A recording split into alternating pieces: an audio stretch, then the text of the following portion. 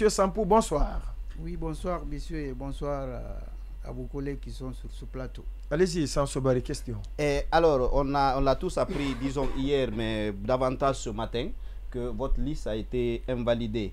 Et comment est-ce que vous avez accueilli cette information? Bon, merci d'abord de nous avoir invités sur ce plateau. Et on a accueilli cette information ou cette décision avec un sentiment de honte en tant que Guinéen. Parce que franchement, ce débat n'avait pas d'être lieu.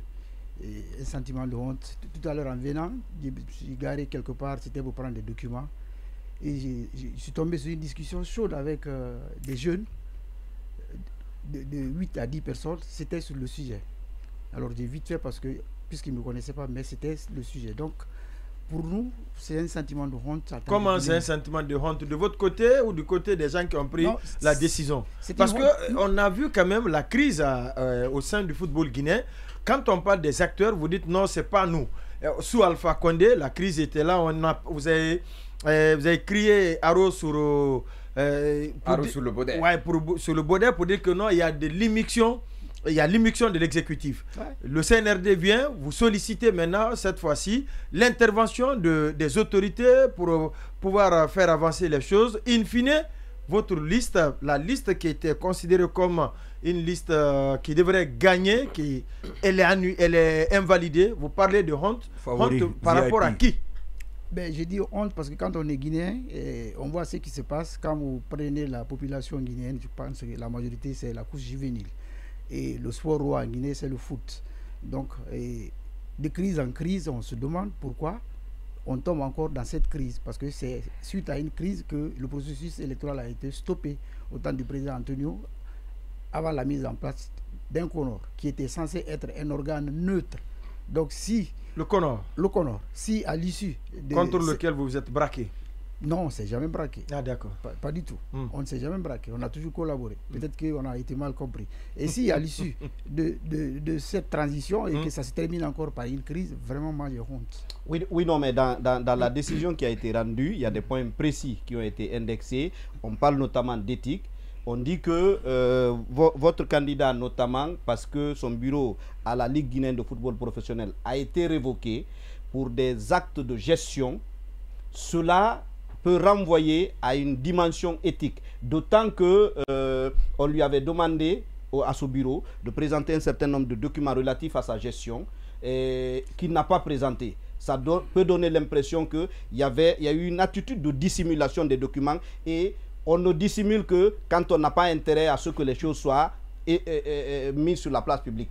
Je pense que si vous avez la décision qui révoquait la Ligue, à laquelle j'appartenais parce que j'étais le premier vice-président, vous allez comprendre que tout ce qui est dit au niveau de cette décision de la commission électorale de recours n'est pas totalement vrai.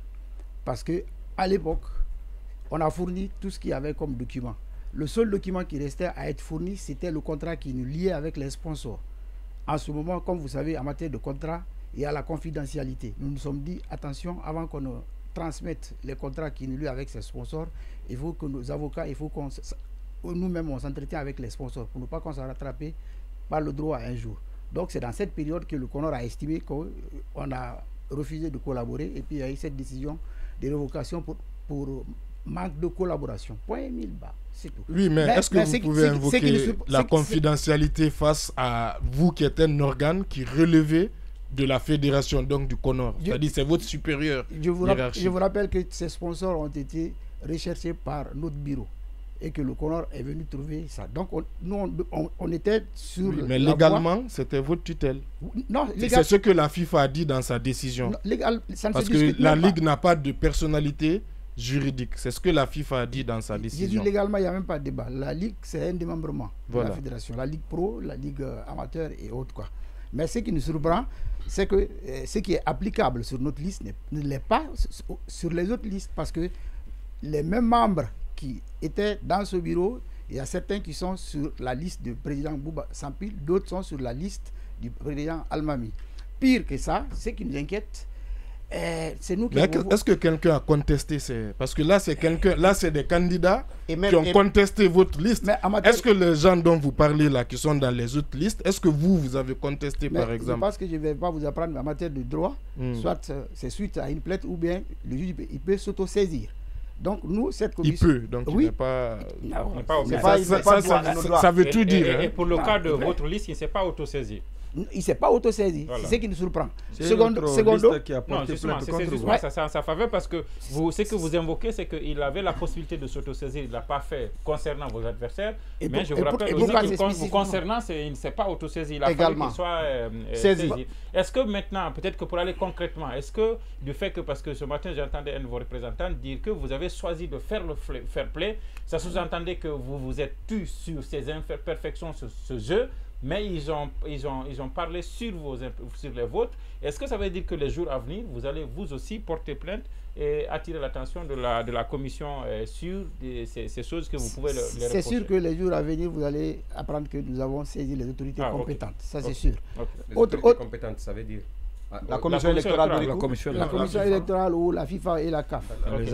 Et donc ça veut dire concrètement. Bon, je ne sais pas si vous allez me laisser aller au bout de mes idées. Non, attendez, va terminer. Sinon, ça va être... Oui, parce que non, attendez. Allez-y. Parce que moi, je suis en train de soulever le manquement. Quand vous prenez la décision, vous voyez deux dates. Il y a la date du 21 et la date du 22. Et elle a été publiée à 3h du matin, la date du 23.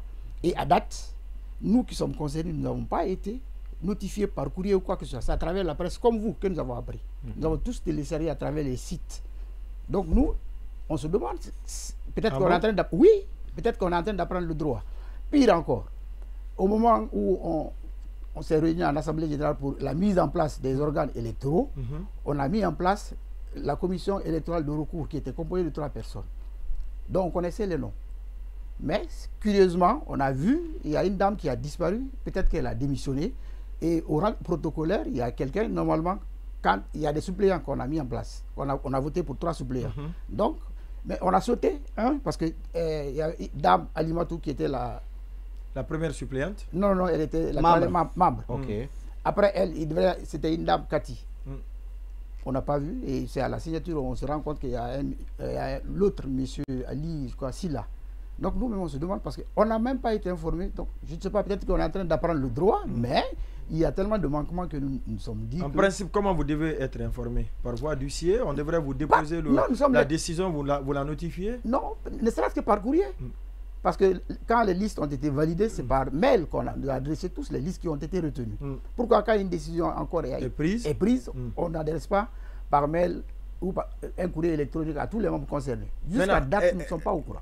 Pendant ce temps, le congrès, c'est dans 48 heures. Ben, oui, le congrès, il est programmé, mais ça m'étonnerait que le congrès ait lieu parce que nous avons la majorité et je ne pense... Qu'est-ce que vous appelez majorité? Nous représentons le plus grand nombre des membres statutaires qui sont... Des électeurs, autrement? Oui, qui sont au nombre de 69 actuellement, parce que les membres statutaires sont au nombre de 73, mais il n'y a pas eu installation de 2 institutions, donc il y a 69. Sur les 69, on a entre 47.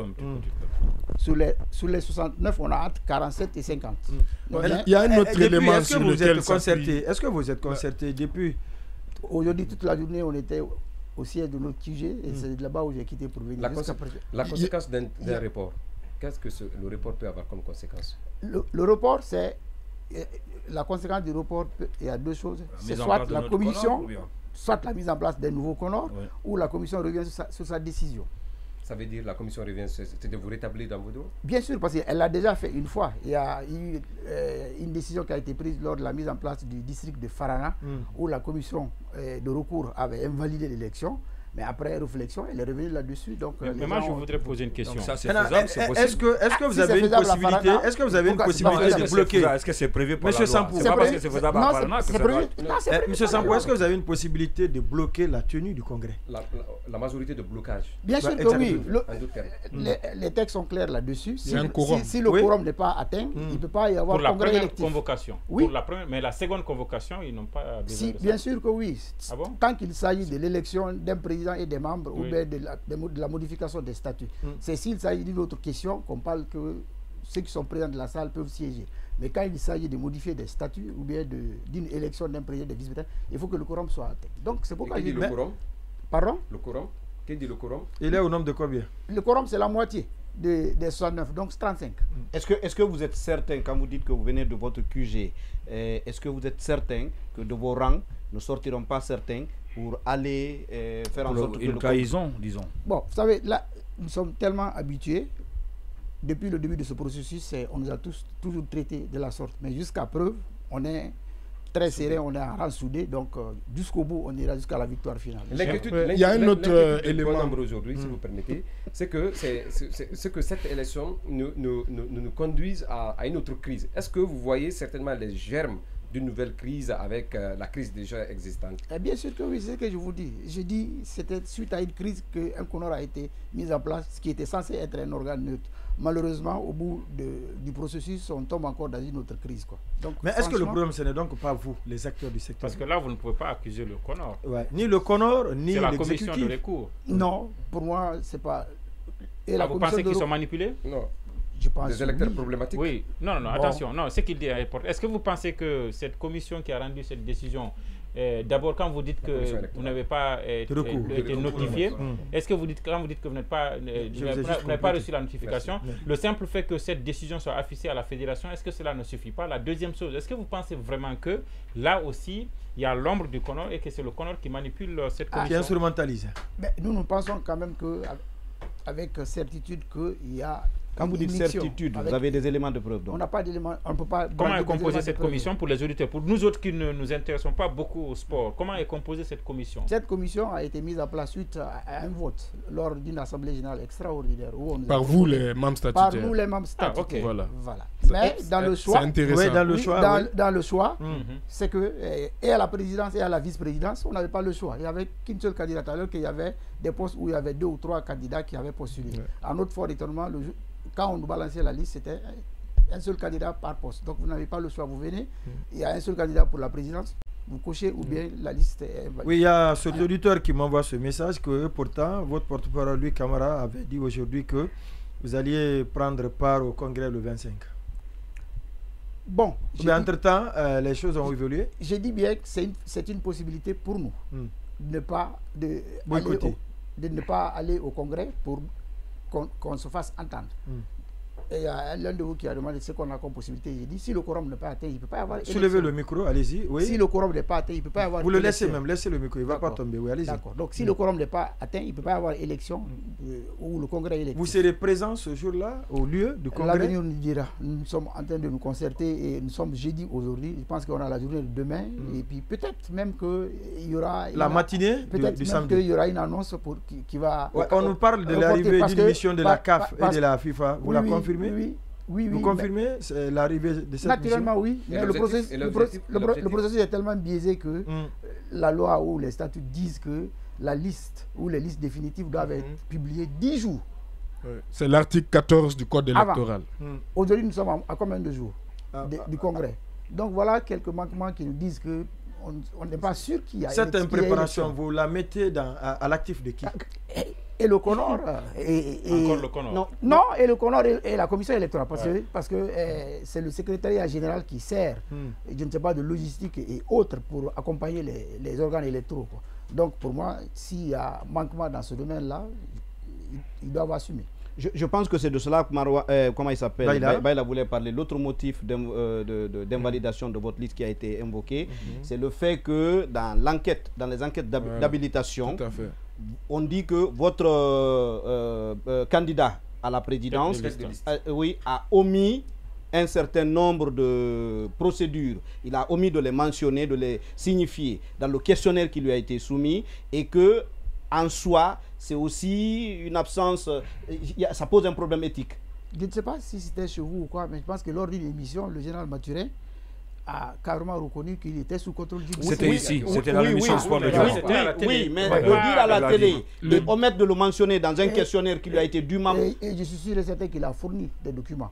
Ah, vous en êtes sûr? Oui, c'est ça. Donc la commission a menti en disant qu'il n'a pas signé le questionnaire. Vous devez savoir. Non, il a signé le questionnaire. Non, qu'il n'a pas rempli le questionnaire en indiquant les poursuites judiciaires. Certainement, il y avait une question. Est-ce que vous faites l'objet de poursuites? Je ne peux pas savoir puisque je n'ai pas eu la chance de lire le questionnaire. Pourtant, vous êtes du G47. Non, c'est individuel. L'enquête d'habilitation est individuelle. Chacun remplit son formulaire et puis donc il n'était pas là-bas. Je ne peux pas savoir qu'est-ce que le général Matura a coché, qu'est-ce qu'il a rempli. Mais vous, en tant que... Parce que vous n'êtes pas quand même étranger à tout cela. Vous savez que Mathurin, il a une pile de dossiers judiciaires qui traînent par derrière. Pourquoi vous avez... Est-ce que vous n'avez pas pris le risque? Est-ce que ce n'était pas un risque? Voilà. Aucun risque, parce qu'en matière de justice, il y a ce qu'on appelle la présomption d'innocence. On a l'exemple le plus proche, ici au Mali. Il y a eu élection du président de la Fédération malienne de foot. Il est en prison.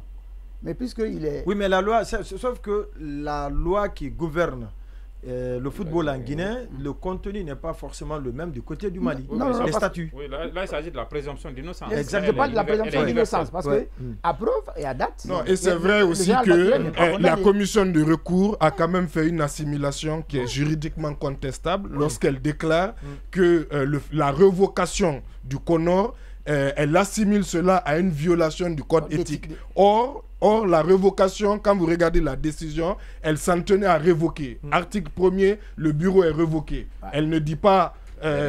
et la condamnation, c'est pour violation, ça c'est autre chose normalement. Le débat va être posé dans l'émission de demain, puisqu'on a un des acteurs concernés sur cette liste qui a été invalidée. Maintenant, quels sont les... que reste maintenant pour vous concrètement? Qu'est-ce qui reste pour vous? C'est d'utiliser toutes les voies de recours pour que nous soyons rétablis dans notre droit. Toutes les voies de recours légales. Mais interne, il n'y en a pas. C'est écrit qu'il n'y a pas de voie interne de recours. Ici, dans les statuts. Il y a plusieurs. C'est ce que je vous dis. Alors jusqu'ici, vous avez fait quoi d'abord?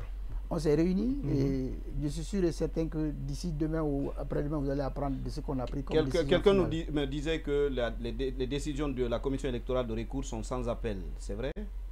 Ici, mais la FIFA ou les instances peuvent demander à la commission électorale ou électorale de recours de reconsidérer sa position. Est-ce que vous ne faites pas du chantage par le nombre? Est-ce que vous ne faites pas du chantage par le nombre?